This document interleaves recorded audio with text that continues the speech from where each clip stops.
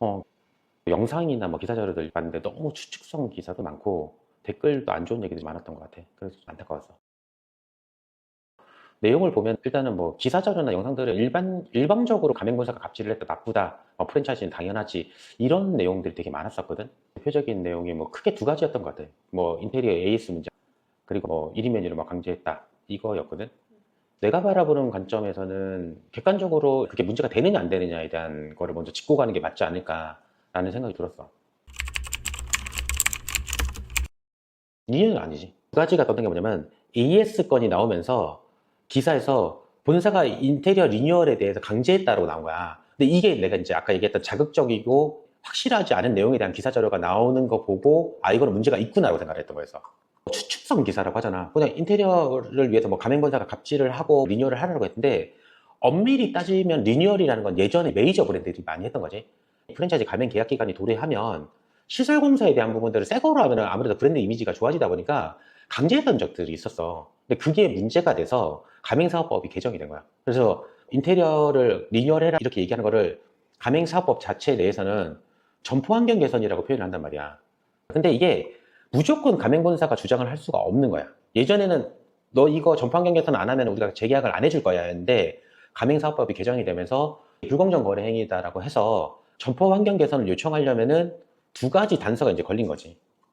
그게 뭐였냐면은 점포 자체가 뭐 너무 노후화가 돼가지고 이제 누가 판단하더라도 이거는 객관적으로 다시 해야 되겠다, 또는 위생이나 안전에 결함이 있다, 이런 경우는 해야 된다 이거든. 본사가 두 가지 사례로 요청을 하게 되면은 점포 확장이나 이전이 없으면 이 점포 환경 개선의 비용에 대한 20%를 본사가 지원해 줘야 돼. 그게 아닌 경우는 점포를 확장하거나 이전을 하는 경우에는 본사가 40%를 지원해 줘야 되는 거야. 그럼 가맹본사 입장에서 이제 이 인테리어 비용이 부담이잖아. 그리고 TMI로 하나 더 얘기를 하자면은 이렇게 이제 가맹점이 지원을 받아서 진행을 했어. 근데 계약 기간 내에 가맹계약 해지를 하잖아. 그러면 지원받았던 비용에 대해서 잔여 계약 기간을 계산을 해가지고 다시 가맹본사에 돌려줘야 되는 거야. 근데 이거는 점포 환경 개선이라는 건 전혀 상관없는 내용이었거든. 추측성 기사로 많이 나왔던 거지. 일단 인테리어 문제를 좀 짚고 넘어가면 건설산업기본법에 따라서 건축업 등록이 되어 있지 않은 본사는 가맹점포한테 직접 돈을 못 받는 거야, 결론적으로. 근데 이게 이제 단서가 1,500만 원 이상 공사를 집행했을 때는 본사가 건축업 등록이 되어 있어야 되고 1,500만 원 미만의 소규모 공사인 경우는 받을 수가 있어. 근데 상식적으로 프랜차이즈 가맹점을 오픈할 때는 기본적으로 뭐 1,500만 원 무조건 넘는다고 봐야 되는 거지. 그러니까 돈을 받을 수가 없는 거야. 반대로 이제 이렇게 물어볼 수 있겠지. 가맹본사가 건축업 등록을 하고 돈을 받고 공사를 집행하면 되지 않냐라고 얘기하는데, 건축업 등록이 쉽지 않은 게 기본적으로 자본금 5억에 전문 인력을 항상 채용하고 유지해야 되거든. 그럼 일반적인 가맹본사들은 오히려 이제 자금력을 가지고 있기보단 영세한 가맹본사들이 많다 보니까 이런 허가 사항을 충족할 수 있는, 등록 사항을 충족할 수 있는 경우가 거의 드물다는 거지. 그러다 보니까 이제 인테리어 업체들을 소개해서 진행하는 케이스들이 더 많은 거야.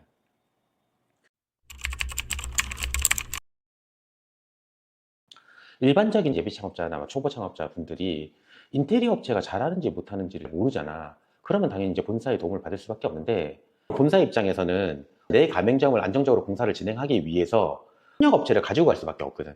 가맹점이랑 인테리어 업체를 연결을 시켜주는 형태인데, 가맹 계약을 하고 나서 이 시설 공사를 해야 되잖아.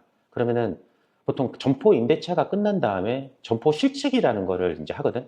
왜냐면 사이즈가 정확히 얼마인지 알아야지 공사를 어떻게 진행할 거고 범위가 어떻게 되고 비용이 어떻게 된다는 게 나오다 보니까, 한 개 업체만 진행을 했을 경우에 리스크가 있다 보니까 이번 같은 경우도 복수의 견적을 준 거야.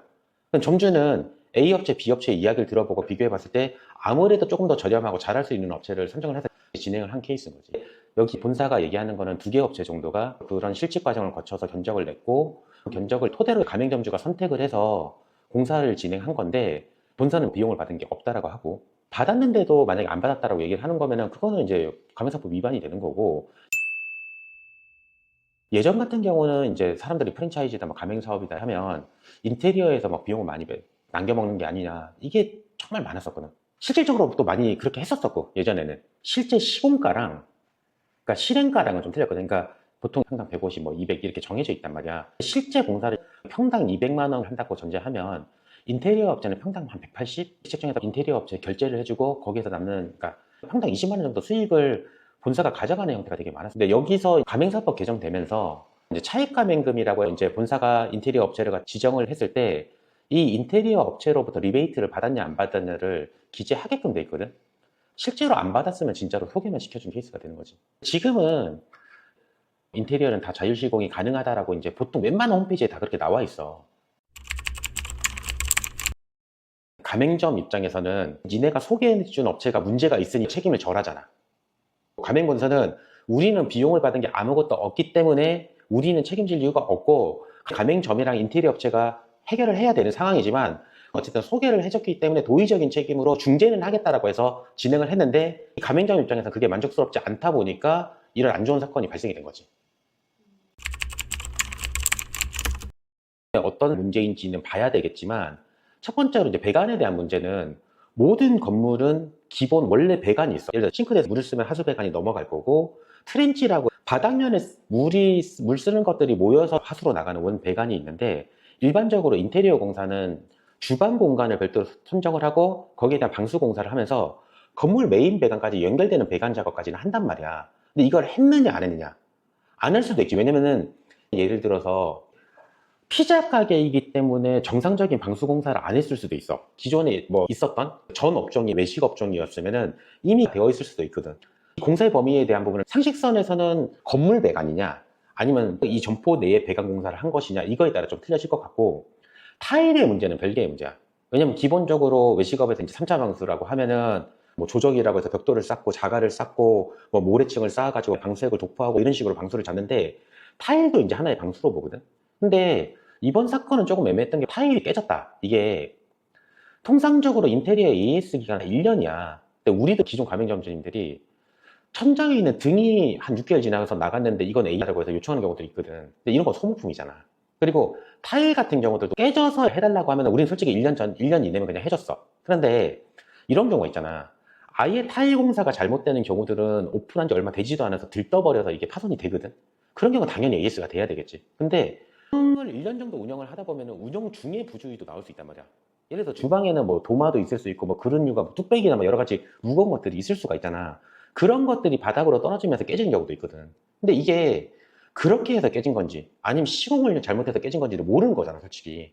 기사 자료로만 봤을 때는 2년이 되는 시점이었잖아. 그러면 AS가 좀 힘들지 않나라는 게 내 생각이야. 유상으로 했어야 되는 게 맞다라는 게 내 생각인 거고. 근데 또 반대급부로 냉장고가 주저앉았다라는 거는 이미 타일이 깨지고 나서 그 타일 깨진 부분에서 물이 자꾸 스며들었을 거고 그러다 보니 전체적으로 내려앉는 현상이 발생될 수도 있다라고 보는 거거든. 그럼 점주 입장에서는 너네가 처리해준 시점이 1년이 지났다, 2년이 지났다가 아니고 최초에 AS 접수를 언제 했고 이걸 언제 어떻게 처리가 됐는지 안 됐는지 이 내용이 더 중요하다는 거지. 그 부분을 이제 명확하게 확인해야 되는 게 더 중요하다고 보는 거야. 그러니까 안타까운 부분은 결론은 이런 문제가 발생이 되면 본사는 이 영업하는데 지장이 있는 게 아니잖아. 가맹점주들한테 컴플레인을 들은 것밖에 없을 거고 인테리어 업체도 물론 시달렸을 수도 있지. 근데 가장 스트레스를 받는 거는 운영하는 가맹점주거든. 이 좁은 주방 공간에서 내가 계속 영업을 해야 되는데 누수나 타일 깨짐이 계속 눈에 보였을 거고 그걸로 인한 스트레스는 있었을 건데 이걸 어떤 형태로든 처리를 해줬어야 된다고 그런 거고 내가 바라보는 관점에서는 가맹점주와 인테리어 업체가 가맹점주가 서로 십시일반 조금 양보를 해서 어떤 형태로든 빨리 처리를 했어야 된다. 그러니까 중재가 중요한 게 아니었어. 발생됐을 때 빨리 수정 공사를 어떻게든 했어야 되는 거고 그거에 대한 비용 부담을 어떻게 부담할 건지만 정리를 하는 게 나았다는 거지. 이게 그러니까 원론적으로 돌아가면은 인테리어 공사 했을 때 가장 문제가 되는 게 항상 누수건이거든. 그러니까 다른 AS 건들은 수정 공사가 가능해. 근데 누수건은 누수 진단부터 타일을 까야 되고 도시가스 배관이 연결돼 있으면 이 업체를 불러서 설비를 드러내야 되고 다 그걸 해체해야 돼서 아무리 빨리 다시 재공사를 해서 방수 작업을 한다고 해서 한 1일에서 3일까지는 영업을 못하는 상황이 되잖아. 그럼 그거에 대한 비용이 더 크거든. 그래서 원래는 설비공사나 방수공사를 했을 때는 인테리어 업체에 맡기기도 하지만 본사 담당자가 가서 현장 체크를 무조건 해야 되거든. 문제가 있다 없다를 증빙을 무조건 남겨야 되고 FM대로 원론적으로 됐으면은 아무래도 좀 줄어들 수 있었던 상황이 있었을 것이고 그런 시스템이 있으면은 아무래도 지금 같은 그런 AS 빈도수가 줄어들었겠지. 그리고 상황에 따라 틀린 건데 나는 이제 개인적으로 생각한 게 뭐냐, 어쨌든 가맹 본사는 가맹점을 통해서 수익을 발생을 시키잖아. 그게 뭐 물류 수익이 됐든 로얄티를 받든 수익이 발생이 되잖아. 그러면은 그 비용에 대한 부분으로 해서 가맹점에서 운영이 힘든 상태면은 이거를 빠르게 해결해 주는 것도 본사의 역할이라고 봐. 대신에 모든 가맹점이 그렇게 요청하면 안 되다 보니까 그거를 보강할 수 있는 뭔가의 안전장치 아니면 시스템 이런 것들을 점점 체계화해 나가는 게 결론은 가맹본사가 가져가야 되는 시스템인 거거든. 개점 단계에서 인테리어 감리 역할에 대한 강화하는 부분, 그리고 그 공사에 대한 문제가 있다 없다에 대한 부분을 보통 오픈 디데이 현장에 나가가지고 모든 공사 내용, 인테리어뿐만이 아니고 간판이든 주방이든 모든 문제사항에 대해서 기재, 그리고 가맹점주가 불만을 가지고 있는 내용에 대한 기재를 해서 그 부분에 대한 걸 그때 해결을 다 해야 돼. 이거는 문제가 있는 부분이다 아니다, 해결해주겠다 안 해주겠다 이런 것들을 오픈 디데이 때 그 다음에 그 다음날까지 이어져서 문제가 있으면 언제까지 해결해 주겠다고, 문제가 없는 부분이 문제사항이 아니다라고 딱 정리해서 점주한테 해야 되는 거야. 알 수 있어. 누수라기보다는 공사상해 하자. 아까 내가 얘기했잖아. 누수가 만약에 발생이 될 거면 보통 물이 고였다가 나오는 게 보통 한 달, 두 달이잖아. 그럼 최초 한 3개월 이내에 누수건이 발생이 됐어. 그럼 공사가 잘못됐다고 봐야지. 그런데 아까 여기서 나왔던 대로 뭐 1년 이상 지나서 뭐 1년에서 2년 사이였다라고 해. 그러면은 실질적으로 이건 AS건은 아니란 거지. 운영 중에 발생할 수도 있다라는 거지. 그러니까 타일이 깨진 시점, 이 누수건이 발생된 시점. 근데 누수가 보통 이제 누수라고 나오는 거는 1층 매장인데 지하 주차장이나 이런 쪽으로 지하 뭐 상가가 있으면 그쪽으로 누수가 되는 경우가 있고, 아니면은 보통 가벽 공사를 했으면 홀 쪽으로 나오는 경우들이 있거든. 근데 이게 주방 누수일 수도 있고 수도 상수관에서 나올 수도 있는 것도 있고 에어컨에서 물이 나오는 경우도 있거든. 그러니까 그거는 천장을 보고 판단할 수밖에 없다는 거야. 그러니까 본사는 원론적으로 얘기를 했을 거야. 이건 AS건이 아닙니다. 근데 그거를 일방적으로 본사가 가베지 위해서 인테리어 업체한테 너네한테 우리가 계속 공사를 줄 거니까 너네 무조건 AS를 해. 이것도 애매하잖아. 프랜차이즈 영세하다 보니까 여기도 메이저 브랜드가 아니잖아. 왜냐면은 일반적으로 그 인테리어 업체라고 하는 분들조차도 보통은 목공 하시는 분, 뭐 타일 하시는 분 이런 분들을 직접 팀을 꾸려나가는 형태도 있지만 보통 지역에서 수배해서 하는 경우들이 많거든. 그럼 이미 타일 공사를 하셨던 분들은 끝났어. 설비나 타일을. 근데 AS를 하려면 이 업체를 다시 불러야 되는데 그 비용이 인건비, 자재값 플러스해서 요만큼 공사하는데 많이 들어간단 말이야. 그러면은 아까 그 영세한 인테리어 업체조차도 하나 공사에서 그렇게 많은 수익을 가져가지 않았을 건데 이 비용까지 부담을 하는 거는 너무 억울하고 어떻게 보면 좀 비용 부담이 되니까 못하겠다라고 해서 그걸 이제 중지하려고 했겠지. 우리도 이제 항상 얘기하는 게 뭐냐면은 프랜차이즈 가맹 사업을 하면은 가맹점주 입장에서는 뭐든지 본사가 책임을 져야 된다가 되게 많아. 나는 인테리어 공사나 시설 공사를 너희한테 소개받은 업체를 받았었고 너네가 이걸 해결해 줘야지 AS 기간이 1년이나 2년이다 계약서를 쓰고 이런 거는 중요하지 않은 거야. 왜냐면 내가 내 매장을 운영하면서 가장 피해를 보고 있는 건 난데 너네가 어떻게든 처리를 해줘야 되는 게 아니야. 근데 갑자기 본사에서 50만 원 정도의 이 공사 AS 비용이 들어갑니다라고 하면 일반적으로 하나의 매장을 오픈한 점주 입장에서는 50만 원이라는 비용은 굉장히 크단 말이야.